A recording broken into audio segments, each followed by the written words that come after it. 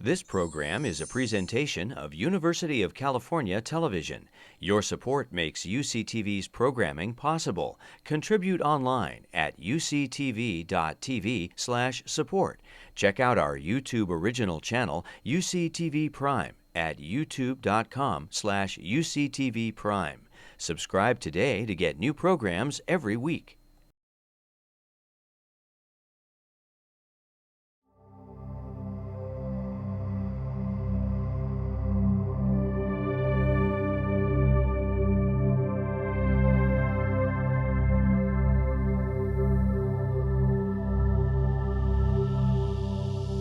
Thank you all for coming. Today is a special day for me. It's an honor to introduce my friend Richard Berengarten. 3 of his books are available there, Under Bulk and Light, In a Time of Drought, and The Blue Butterfly. A trilogy of books that are give you an astonishing sense of his range as a poet. I knew Richard first when, under the name of Richard Burns, when we met in the 70s in a little English village called Cambridge that has a university in it. Richard was running the literary series there. He was born in London of Jewish immigrant parents. The family were musicians, actors in the background. Richard went to Cambridge, where one of his tutors was Octavio Paz, great Mexican poet. After Cambridge, he was beginning to write poetry already, went to Venice, where he met Peter Russell, English poet who was at the center of a group of English Poundians living in Venice, and through Peter met Ezra Pound, and came back to England, was actively involved in starting the Cambridge Literary Poetry Festival's remarkable series of events through those kind of wild years of the 70s and 80s when there's a funny mix of pubs and Rolling Stone music and parties, and then traveled. And as he's lately been described as a European poet writing in English, and it's partly because he's translated European poetry, Italian poetry, Greek poetry, Serbian poetry, absorbed the influence of that poetry. When he was living in what was then Yugoslavia, he came under got to know, and I think in these poems came under the spell somewhat of the great Serbian poet Vasko Popa. So he's a poet untypical of his generation of English poets, with an enormously cosmopolitan outlook, fierce political commitments, some of the qualities of craftsmanship and formal mastery that we associate with English poetry, and then this restless range and hunger that seems distinctly his own. I'm very happy to have him in Berkeley, and his books are there. There is, if you're moved to a new, very thick book of essays about his work called The Salt Companion to Richard Berengarten. We don't have it, but you can order it online. Anyway, please welcome Richard Berengarten.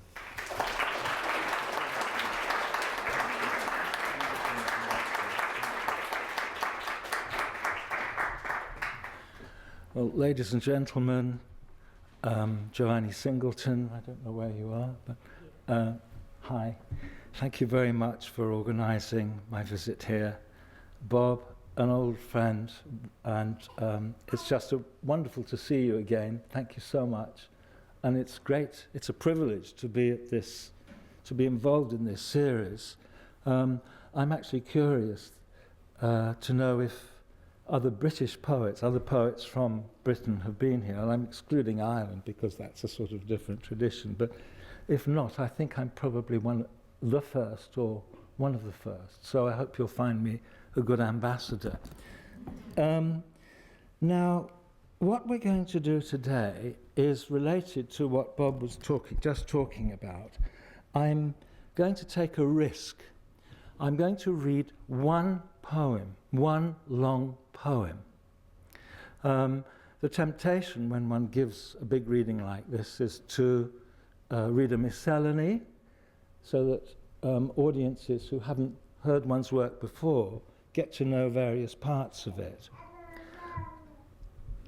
Exactly.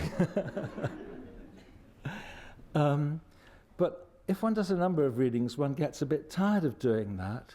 So what I'm going to do is deliver to you one aspect of my work, bearing in mind also that any good poet, I think, is multifaceted, and the idea of one reading being a complete, authentic representation of a poet is a fallacious idea.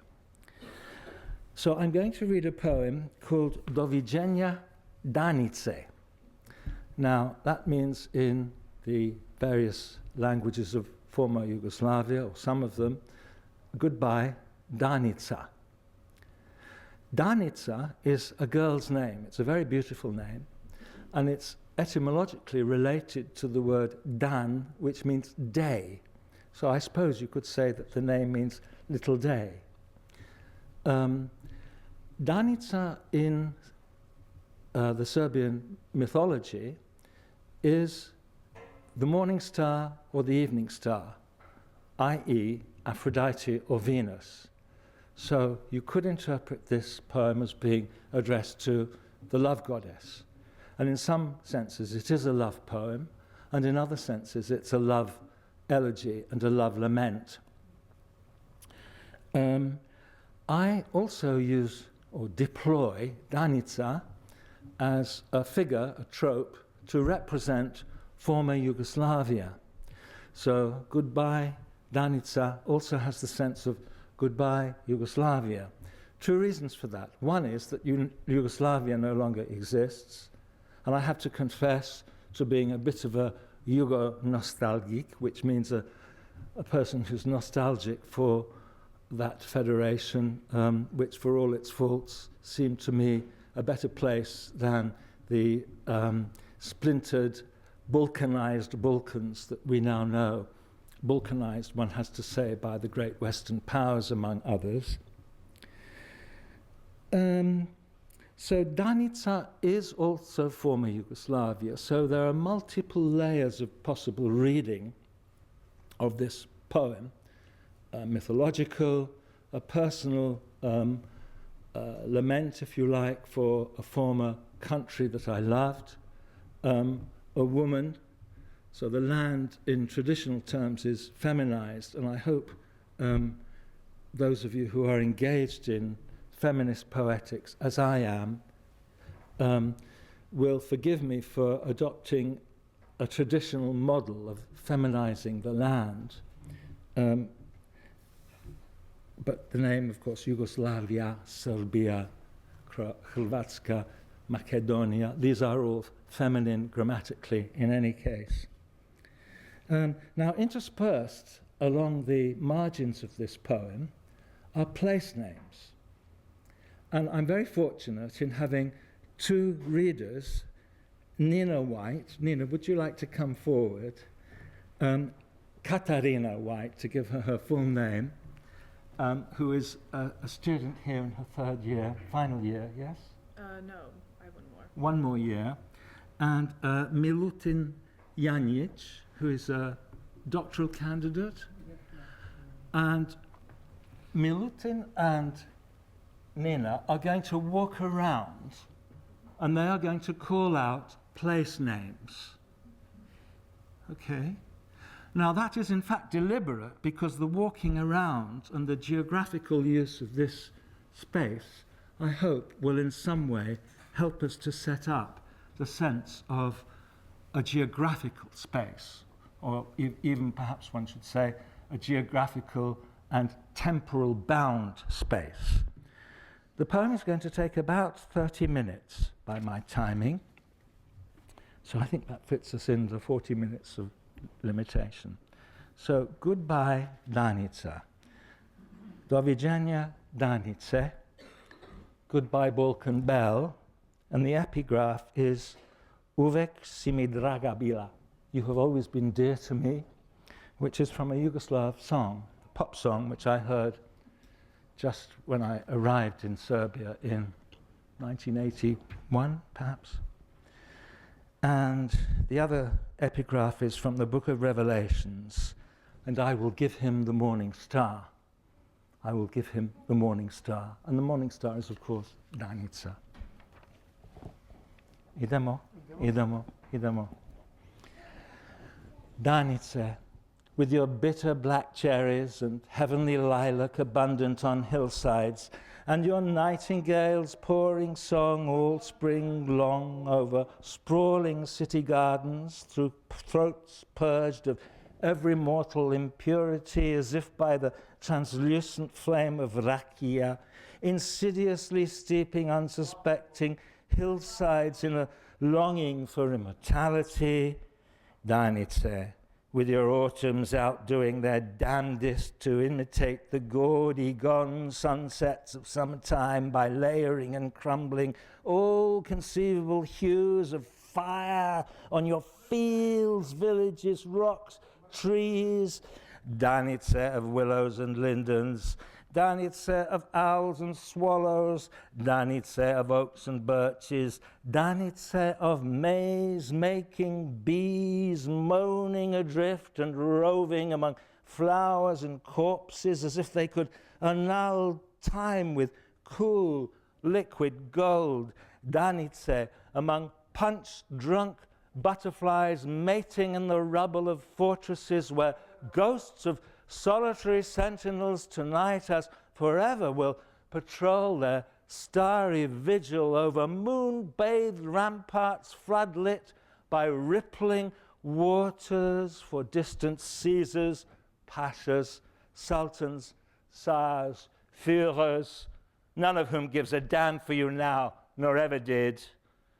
Danica, treading precarious, foam-washed, rocky promontories, bordering a blue more intense than cobalt glass, whose gulls wheel over white stone palaces tucked into curling bays and harbours decked out like watery gardens and blossoming in sails and buzzing with ferries and fishing boats about to chug away to chattering, clucking islands where mimosa blazes in January and swallows nest in eaves and swirl on summer air as if reluctant to abandon them ever for Africa. Danica, of living merchant cities and jumbled, neglected peripheries, whose remains of amphitheatres clogged with ivy and bindweed overlook straits once lorded by pirates, edge-dwellers, bandits, borderers, outsiders, corsairs, pounders, pouncers, uskoks, vlachs, morlachs, where toppled pillars overgrown with nettles point towards rocky roads that curl away up slopes for lambs and goats to graze on, perfumed grass among vines and watermelons, then teeter into mountains among whose rocks and seams and fissures cling villages peopled by shepherds, farmers, butchers, footballers, basketball champions, climbers, jousters, believers in pagan faith healings. My complex, wayward, joyeuse, triste, jolie laide, contradictory Danica, with far too many crosswinds ruffling your hair for your own peace, comfort, or security. Moody Danica, wearing 1,000 faces and expressions inside a minute. My tolerant, spontaneous, opinionated, and unpredictable Danica, soaked in perfumes, rouge-caked, dancing, laughing fluently behind lip paint and mascara. Danica, in the park, where children scream their prowess on tricycles to gaggles of adoring aunts and grannies, while granddads play chess surrounded by gangs of neighbours, all commenting, all analysing, cussing, all experts, all specialists, all Kasparovs, all Karpovs, as if again they were braggart boys in playgrounds long disappeared under tower blocks.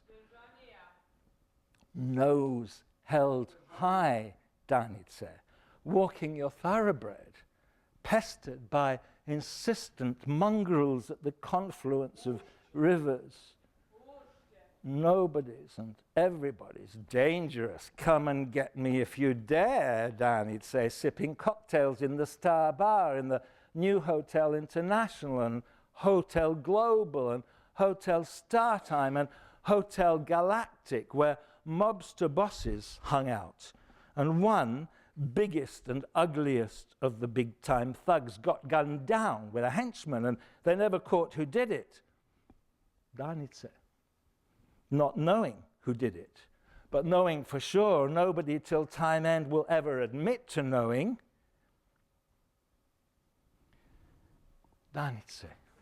Spooning fish soup, followed by forkfuls of fried squid, while a solo gypsy fiddler in a provincial restaurant, floor sprinkled with sawdust, plays Svilenkonat, silken thread, for workers on Friday evening, and Stop Flowing River, and It Ain't Worth Crying, and Slatka moja Mariana, my sweet little Mariana, and I've just one wish, and my man Milan, and Imadana kada ne znam šta da radim, days when I don't know what I'll do, gone. 17-year-old Danica, surveying the ravine from the prow of the world's most elegant river bridge, where daredevil boys once dive-bombed 30 meters into currents below. Petite student Danica, exuding gigantesque exuberance and vitality, sauntering homewards through alleyways at 3:30 a.m., stopping by a back door wide open near the mosque, familiar since childhood, to chat to the mustachioed baker stoking his furnace, who once sat grinning in the row behind you in junior school, carving initials into his desktop, pulling your pigtails, pinching you as far below your waist as he could safely reach without teacher noticing, whispering your first swear words. Danica, age 7, ponytailed, curly, beribboned, playing with imported Barbies, satchel on back, striving for 5 out of 5 for nature and society, prirodna I društvo, and artistic culture, likovna kultura.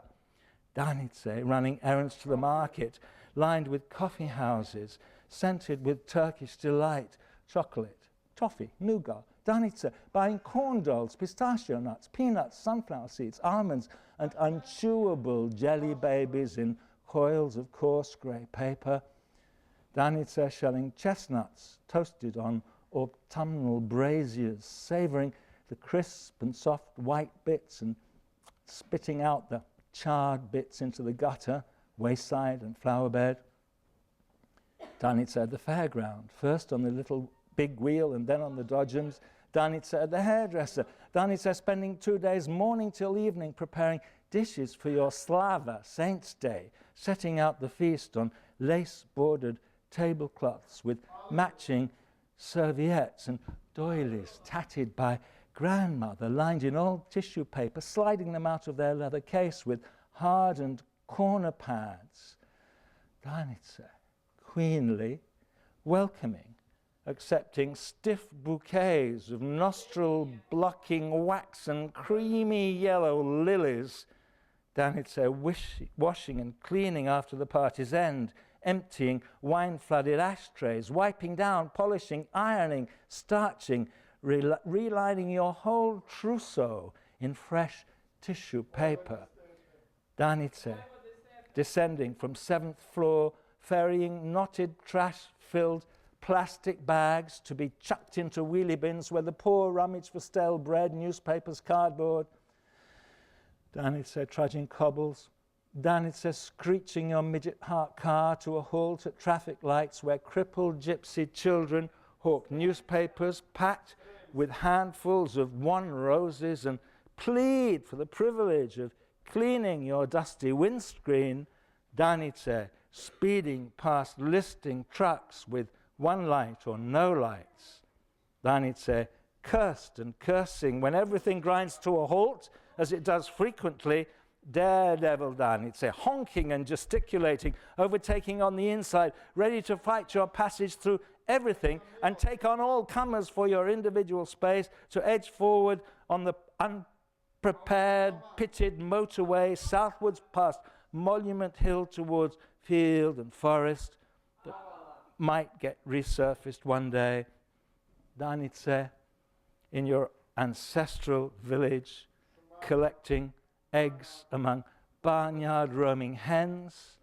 Danice churning cream to textures of precise perfection, preparing soft cheese, yogurt, paper-thin pastry, spinach-filled pies to drive to market tomorrow, where you'll hover all day behind a trestle table along with country women wearing white smocks and overalls, each preoccupied with milk, each offering forkfuls to tempt purchasing housewives.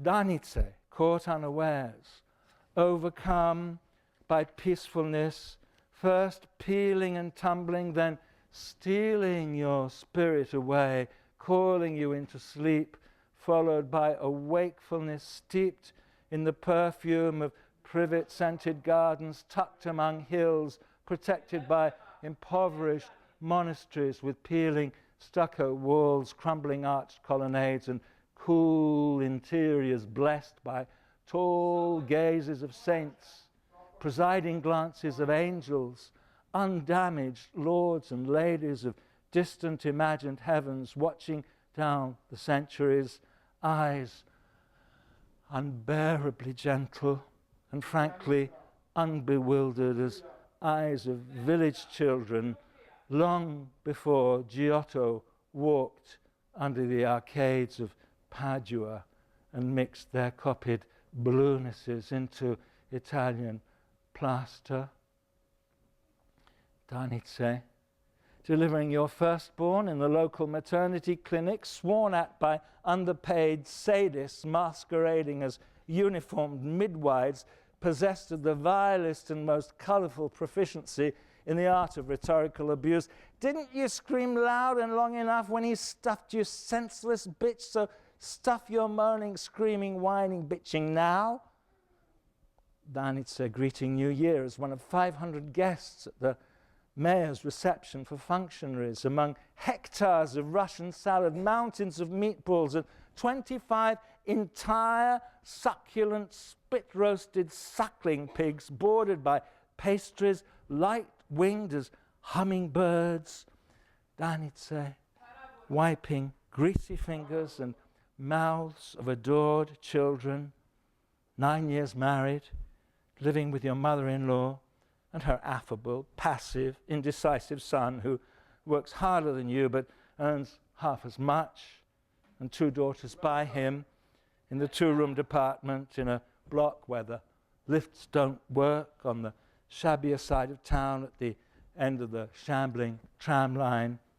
Danice, arguing politics with brilliant, impoverished, internationally informed taxi drivers who steer battered Fords and Mercedes in bedroom slippers, and owing to gout or poverty or accident or God knows what, who offer unpredictably original opinions and have given up smoking unfiltered cigarettes and possess IQs of 170 or 80 and are local chess champions. Danice, preparing squid-flavoured risottos that blacken the tongue, and oysters dressed in divine greenery for impromptu song festivals amongst Diocletian's palatial alleys. Danice selling off 4-volume sets of etymological dictionaries that once belonged to grandfather, browsing in second-hand Platonic bookshops at the piazza end for German 19th century philosophical tracts and English detective novels in Tauchnitz editions and French symbolist poets bound in disintegrating red leather, then eating ice cream by the fountain near the equestrian statue. Danice, knowing not to inquire but to keep very quiet indeed when neighbors disappeared unaccountably. Danice. Danice, whose 3 second cousins also smoothly vanished overnight, never to be heard of or mentioned again, not a peep.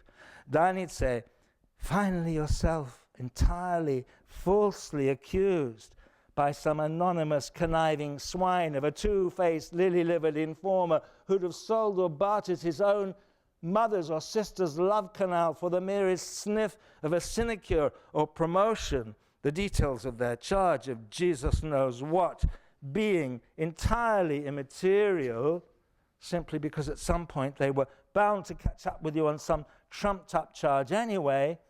Danice, arrested, cool early morning, taken off quietly in a canvas-covered truck. Danice, barely surviving winter on Savage Island, aka Naked Island, aka Barren Island, where fellow prisoners perished for no reason or some mildly ironic quip or anecdote told to the wrong commissar. Danice, not quite starving, skinny, toughened up, through and past despairing, more likely moving, but always failing utterly to self-censor fantasy of memories or memory of fantasies. Danice, divorced, returned, partly restored to favor and employment as official tour guide in ghostly whispering grottos, escorting randy ambassadors and distinguished foreign delegates on behalf of Regional Commissariat for Bratstvo i Jedinstvo, Brotherhood and Unity. Danice, sipping coffee with an aging poet with cancer and 2 months to live. Danice, picking chrysanthemums. Danice, pickling cabbage leaves. Danice, recalling but trying not to recall the whole of your family feasting at the autumn equinox on pink-fleshed lake trout or white-fleshed river trout chilled with crisp white wine.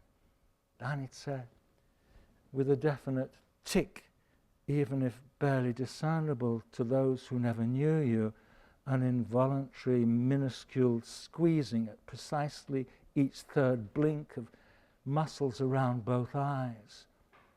Danice, quietened inside and outside, talking about nothing, deliberate and clinical in dumbing down awareness of clicks on the phone, as if nobody were listening, as if you were still unwarily unsuspecting, naive, innocuous, innocent Danice with no past to hide. Danice keeping up strength on water, bread and salt, chleb i so, throughout the hard times, rationing out shares with the old man outside, upstairs, toothless, incontinent, who once fought as a partisan, and next door the twin boys with mother working as a char. Danice at the dentist, smoking, drinking coffee, chatting to assistants and other queuing women waiting in turn to have their fillings crammed with something like silver, something like gold. Fully reinstated comrade Danica, drugarica Danica, one-time factory steward whose younger comrades, taken on a decade later, have managed to stand resolute before you in the everlasting queue for a vacant 8th-floor shoebox apartment, unless you were most improbably to decide to sleep with the supervisor, just once, maybe twice, as your own small personal contribution to the ongoing social struggle for bolje život, a better life, and so engineer yourself a couple of places forward, which you, being a lady as well as a model citizen, indeed would never dream of. more than ever anxious, Danice, muttering to yourself, look at you, you scraggy old bag. He wouldn't want you anyway, now that you come to examine your defects naked in the mirror. Mature, sensible, policy-making Danice, still relatively high-breasted and slim-waisted, unable to afford more than a black coffee in the canteen before entering and sitting smiling throughout the inane, yawn-worthy, jargon-crammed lecture by the latest bald, perspiring liberal visiting professor of sociology from Ohio or Oklahoma or Kentucky or Kansas or God knows where, pontificating to the natives on obesity and globalization. Tough, resolute Danice, whose own younger sister at her wedding feast sang songs all morning, afternoon and evening, well into the small hours, and also led the dancing, whose groom reverted to being a boor, scoundrel, gambler, and after 6 months of beatings abandoned her with child.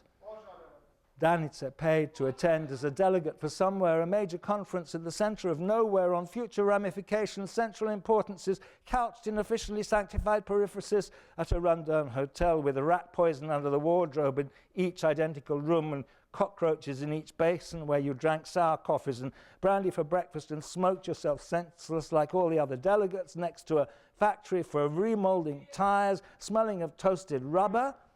Danice, deputy director of God's own little dream factory where next to nothing has ever worked for no apparent reason, yet everything has somehow half miraculously succeeded in carrying on quite normally, even under alien occupiers, beneath bombings, among ruins, and despite ineradicably endemic bribery and corruption.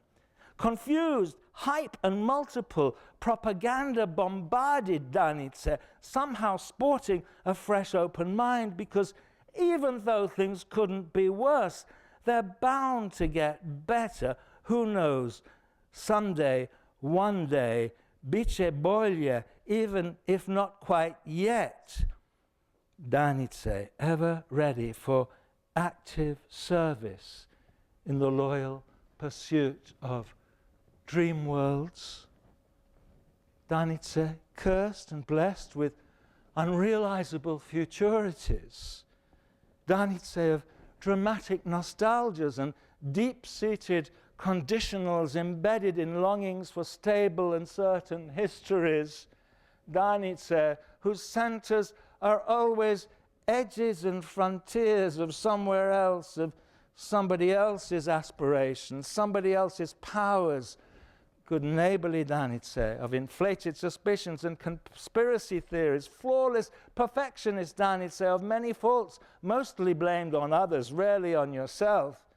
Danice, believing, or at least prepared to believe, almost wholeheartedly in the refashioning of hope, refurbishment of the real, furtherance of the possible, transparency of justice, boundlessness of fortune, depthlessness of joy, and ineffable, unassailable dignity of wisdom and love. Danice, proficient in 2 alphabets for 1 language. Ageless Danice, demonstrating, singing and laughing nose to nose in the front line with students 1/3 your own age, facing baton and water cannon bearing police backed by tanks and tear gas, between graceless statues to mustachioed saber-bearing heroes who would rather die than surrender to any enemy ever, many times betrayed Danice, whose own God-forsaken sons have harried Srebrenica, hunted, rooted out, down, incarcerated, tortured, crippled, mown down, and in fields, lanes, and woodland ditches left grandparents, godparents, whole families to rot. Danice, ousted from villages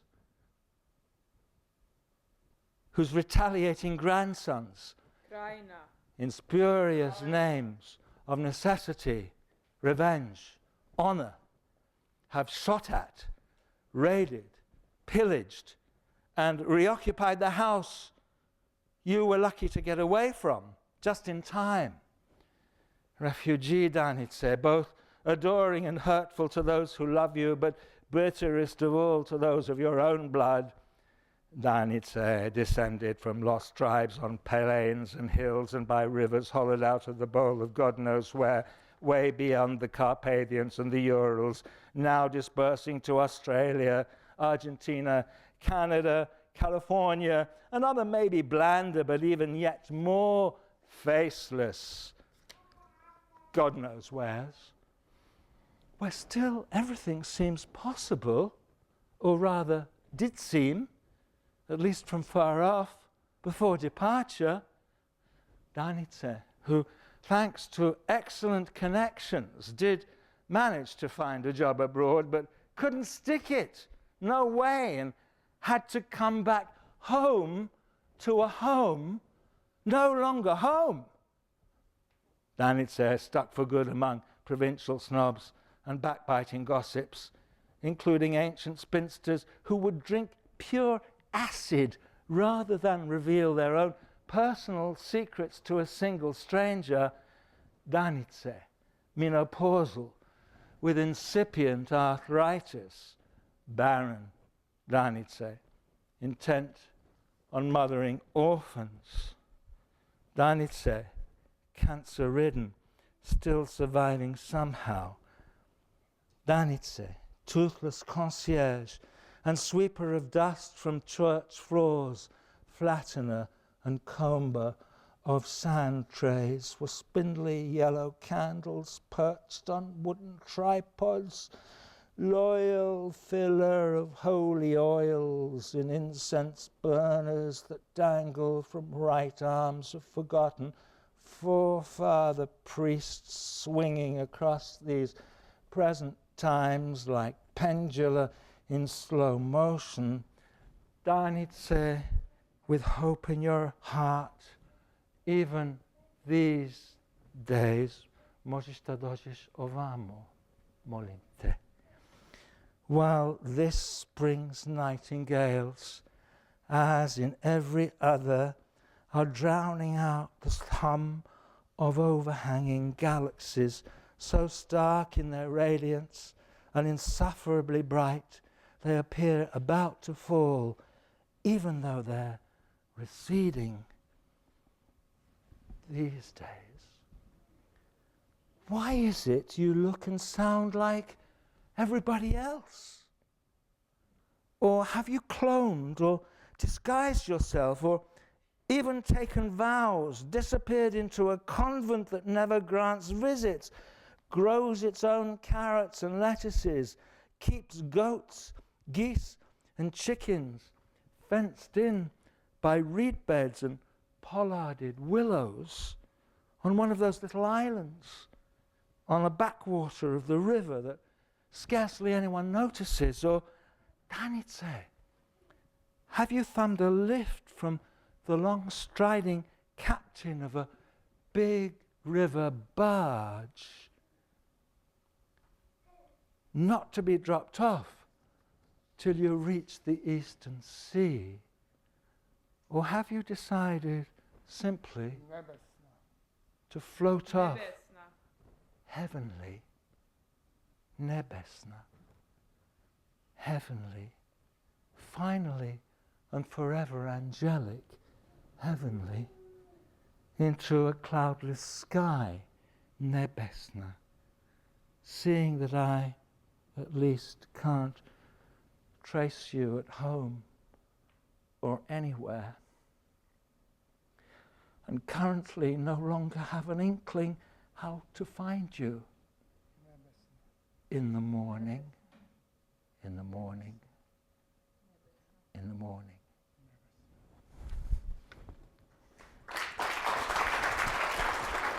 Thank you. Thank you. Thanks so much. Thank you. You're fantastic. It was enjoyable.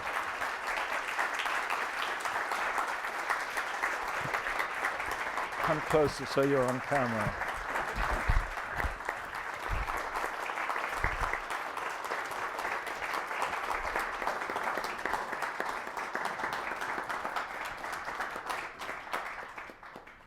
Thank you. I just want to say one final thing, which I forgot to say at the beginning. It's one sentence. And the sentence is a question. The question is open.